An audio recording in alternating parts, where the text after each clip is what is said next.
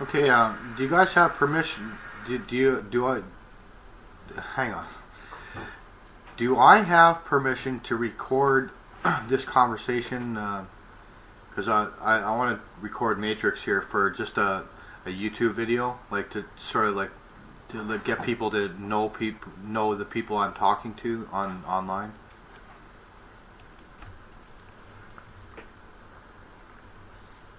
Hey, yes, cool with me, Daniel. I have no objection whatsoever in taping me for whatever reason, put me on YouTube, whatever. It's cool with me. Yeah, well, I've known Matrix for probably like 4 or 5 years at least. He's been around since a long time now that I've known him. He's a really good guy, and he's from Australia. And you're 57, right, Matrix? You're 57 now. We've aged over the years here, haven't we? Together, but he's a really nice guy, and we're just discussing. He's into the stuff that I am. You know, that we're on the same page generally when it comes to like spiritual topics, and we've covered it all, haven't we, Matrix? You know, like we've had to like regurgitate the same topics over and over again because we run out of things to talk about after a while, haven't we?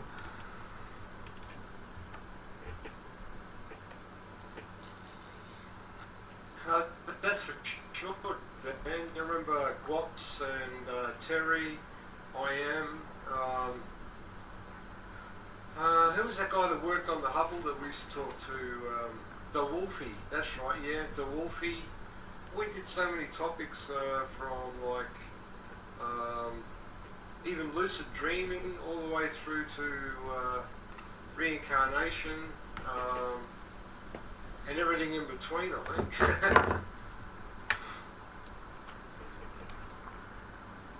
Yeah, and you're the one who brought up the keys of Enoch, right? I remember you quoting for like 20, 30 minutes from the keys of Enoch there. That was a very complicated. I didn't really get most of that you were trying to explain, but maybe in the future you could explain it, and I'll understand it further. I'm not omniscient, you know. I'm not. I can't literally claim to be the Most High Creator in the flesh, so I still learn, right? But you know, in a world of information overload, Matrix, I've reached a point where I don't want to read any information from anywhere anymore. I want to get it straight from the source, you know, like straight from God. I don't want to have to open up Bibles and look up verse and passage and like be a scholarly expert that takes like 4 to 6 to 10 years. When we're at the end of time, it's now August, like, you know, 2012. And when I say the end of time, I'm not talking the end of the world. I'm talking about the end of the world as we know it. Difference.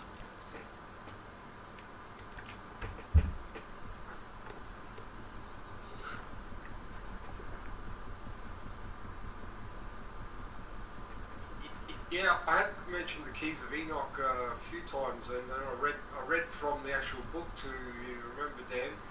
It is very complicated, but it does mesh in with a lot of what's said in the King James version of the Bible. A lot of it goes in that direction. Hey, welcome back, Ameth 111.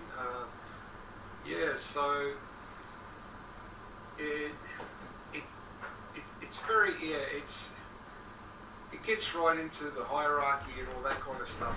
What happens in heaven? I think it was Paul who got to the third heaven.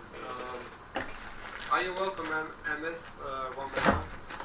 And it goes into all those sort of places, you know, like it's mentioned somewhere in the Bible, I think, or similar to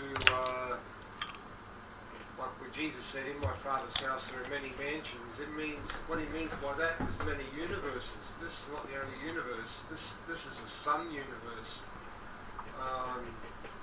It goes into explaining a lot of, you know, why this universe came into existence and all that kind of stuff, you know, through Metatron, Enoch and all that.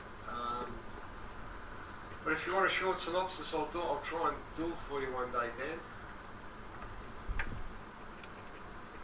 Yeah, maybe if you want to do that sometime later on, maybe today, even not right now, but maybe later on, if you want to like get out the Keys of Enoch and repeat or whatever, just recite whatever the Keys of Enoch, I could record that and make a video out of it.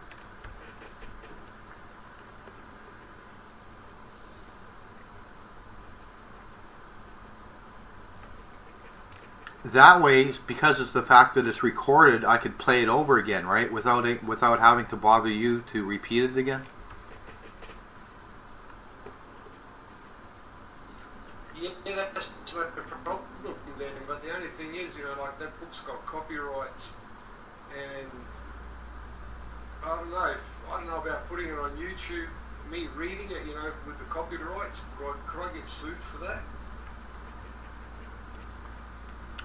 I'm not sure. I'm not a legal expert. I'm not a lawyer, but standard. I'm not sure if reading from like a book is copyright violation. I know like printing maybe, like on a web page, like cutting and pasting from a book onto a web page, that could be a copyright violation, but I'm not sure about reading it.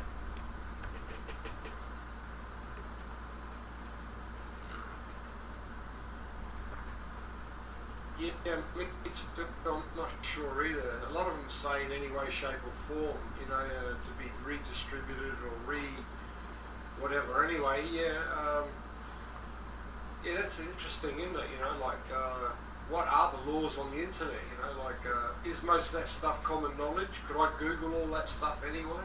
Could I just get it off your site and say, oh, I just read it on your site, but I don't know. See, I read the whole book of Urantia in a library on the internet, so I don't know how far these sort of laws go. It can be very funny, the internet, hey?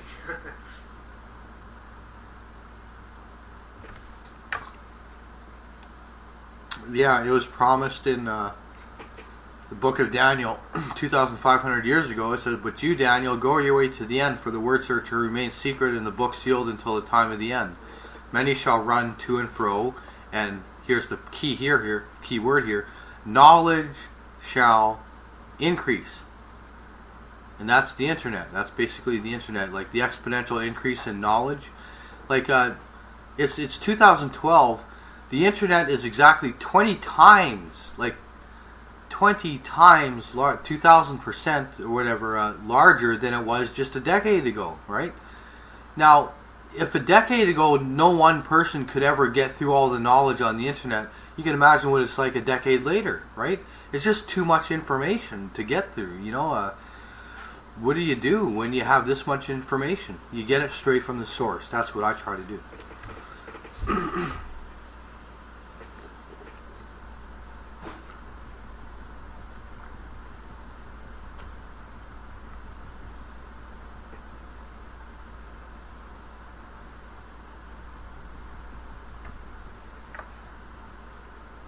Yeah, and I'm just listening to Eve before. I think she's read quite a few metaphysical books to know so much about, thought and all that kind of stuff. Are you here, Eve? Or are you... Hello, Eve, are you here?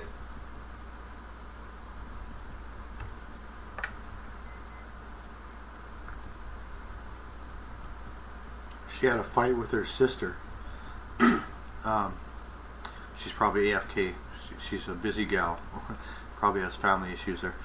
But anyways, so Matrix, we're doing a recording. We're like 9 minutes into the recording here, and I want you to talk. I want to talk to you, for an hour. If you have time. I may actually be leaving in about 20 minutes or so, because I have certain things I have to do, grocery shopping today and all that. So I'll just record this. We'll just continue on recording here. Okay.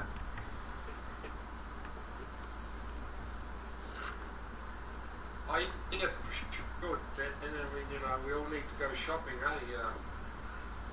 We need these things in our daily life. We've been trained well, like Pavlov's dog, We all trot into the supermarket, run up and down the aisles, the chip aisle, the breakfast cereal aisle, the aisle for the cat food and the dog food and the aisle for the... Oh man, what a world, hey? We're all programmed.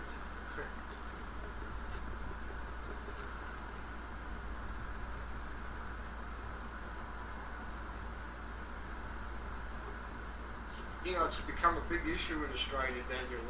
The two big shops left in Australia are Woolworths and Coles. And then there's a few, like, between each state, they've still got a couple of, like we've got independent grocers, a couple of others still going.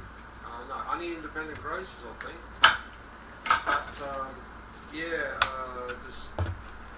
But, they've become like monopolies, or, what do you call it, duopolies. It's a duopoly. And they're both fighting for everyone's, patronage.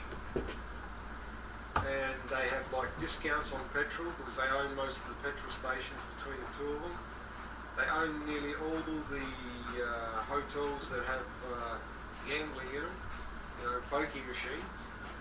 So they've, just about taken over the whole country really when it comes to going out and buying something, especially for food-wise.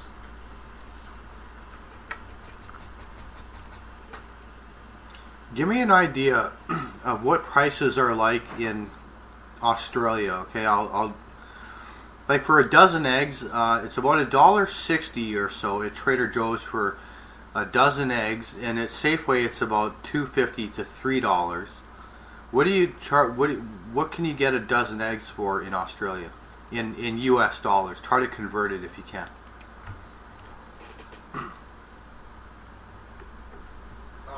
Okay, our dollar is 1.05 US dollars, so for every dollar of mine I get $1.05 in American money. Okay, here we go. The biggest eggs are 800 grams, they're about $4 a dozen. Then you go down from there to like 600 gram eggs, they're about $3 to $3, say 60 or 70. Then they go down even smaller, and I think they're around about from $2 up to $2 to $3. So it's roughly about the same there. Yeah, okay. Well, what is a liter of gasoline? There's 3.8 liters in a U.S. gallon. A gallon of gasoline right now is hovering around 370. Yeah, well, when you get down to stuff like petrol and gasoline, I'm paying for my car, the highest octane gasoline is, for me, about $1.50 a litre.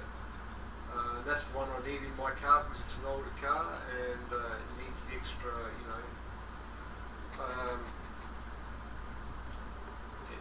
what's the other one? Cigarettes. We're paying like between $100 and $125 a carton. You guys, I think, only pay between $15 and $25 a carton. Not anymore. Cartons are actually about $50 for a carton of 200 cigarettes. That's for like just standard Marlboro, or it's not $15 to $20 anymore.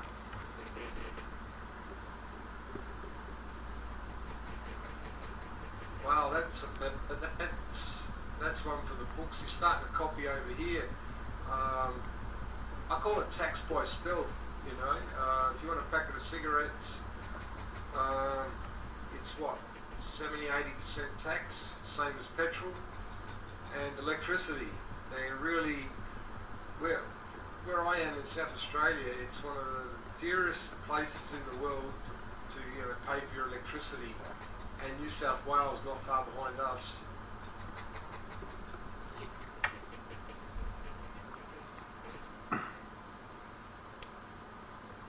Yeah, I'm from Canada, where cigarettes are about $11 a pack for a 25 pack, which is more expensive than the States. It's about twice as expensive, but it's still cheaper than Australia, where you're paying what, like $15, $17 a pack.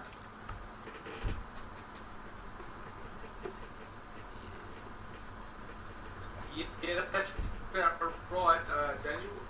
About $15, $16. Depends. Some of these, like holiday, they got 40 or 50 cigarettes in it, you know, so you're paying a lot more. They're a thinner cigarette, I think.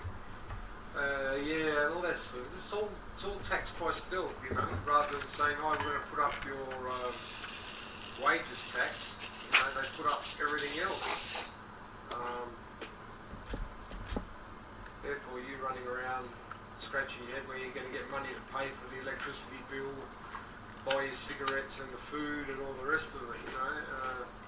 The latest one we've had just recently added to the whole thing is carbon tax, which they're taxing the electricity companies and all these companies that, I think it's about 500 companies actually, Dan, that are paying this carbon tax, which is about $23 a tonne.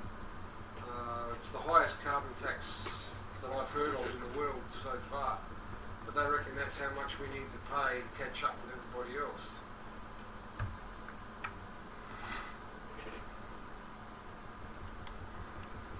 Well, you're cutting down on your smoking, right?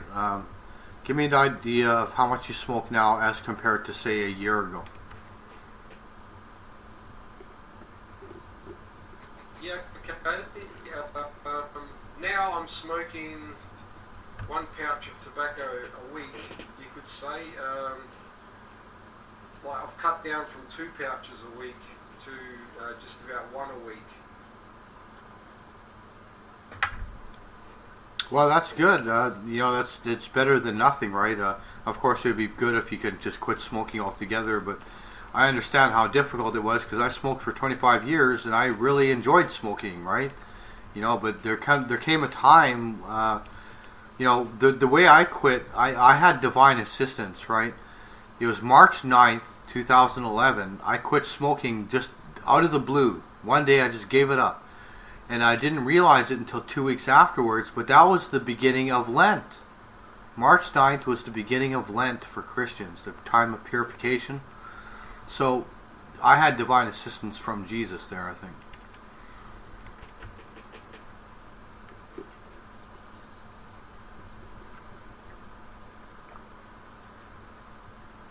Yeah, well, I've given up once before for about 2 weeks, and I should never have taken up that first one again, because it just, you know, went out of control. I had to smoke again.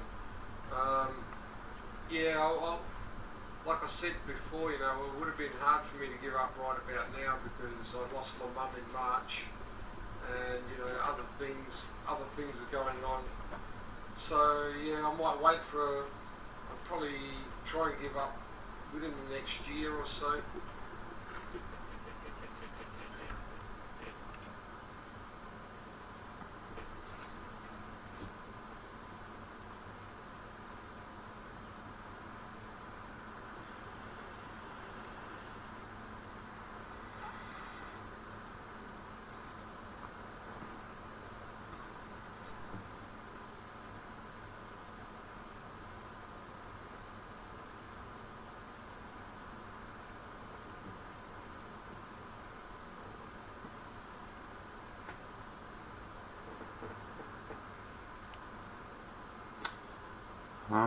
Here we are. It's like 19 minutes into this video. Is there anything you want to like say to the public, anyone who comes across this video? See, the reason why I'm making these videos now is because I may not be around, you know, like 6 months from now on Pal Talk or on the internet even. You know, things are going to happen in the months ahead. And I want to make a record that I was even here, you know, just a historical record that I knew you and that you are a good friend of mine and we talked all the time and, you know, that kind of thing. So is there anything you want to say to anyone coming across this video?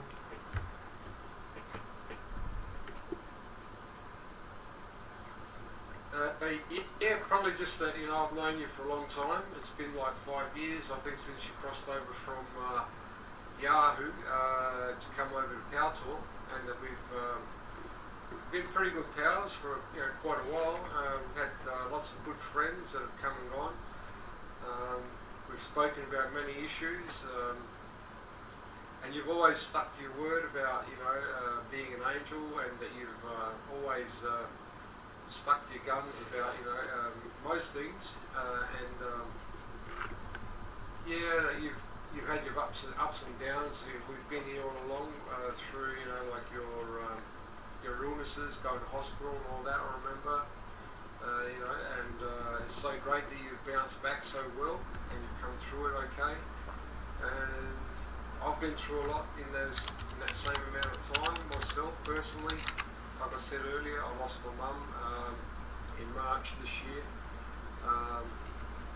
Yeah, just thank God that we're all still here. Hi there, Nastasia, 81. Welcome to the room. Nice to see you. And that was Matrix and Daniel on August 7th, 2012.